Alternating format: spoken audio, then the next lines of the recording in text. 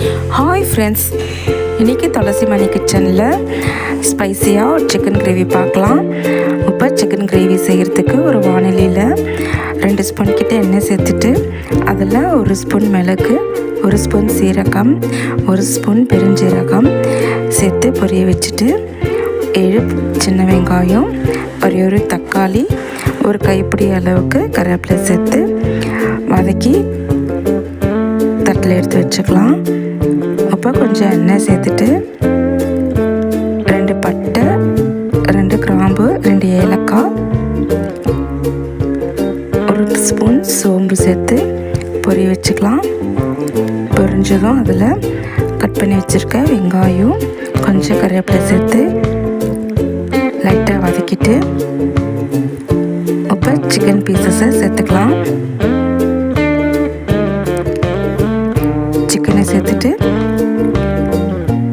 லைட்டாக கலந்துட்டு இப்போ 1 ஸ்பூன் கிட்ட இஞ்சி பூண்டு பேஸ்ட் சேர்த்துக்கிறேன்.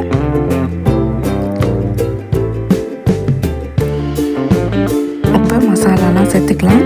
1 ஸ்பூன் சில்லி பவுடர், கொஞ்சம் மஞ்சள் பொடி, 2 ஸ்பூன் தனியாத்தூள், 1 ஸ்பூன் சிக்கன் மசாலா, டேஸ்ட்டுக்கு ஏற்ற மாதிரி உப்பு சேர்த்து கலந்துக்கலாம்.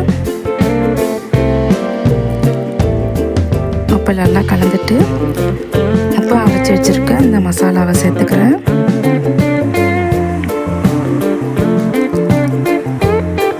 சேர்த்து ஒரு 1/4 கிளாஸ் அளவுக்கு தண்ணி சேர்த்து சிக்கனை நல்லா வேக வச்சுக்கலாம்.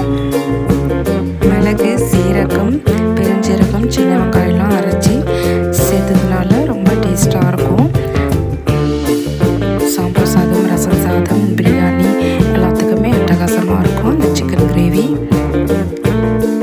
இப்போ மூடி போட்டு வேக வச்சுக்கலாம். இப்போ நல்லா வெந்து எண்ணெய் நல்லா பிரிஞ்சு வந்திருக்கு. இப்போ ஃபைனலாக கொஞ்சம் கொத்தமல்லி சேர்த்துட்டா இப்போ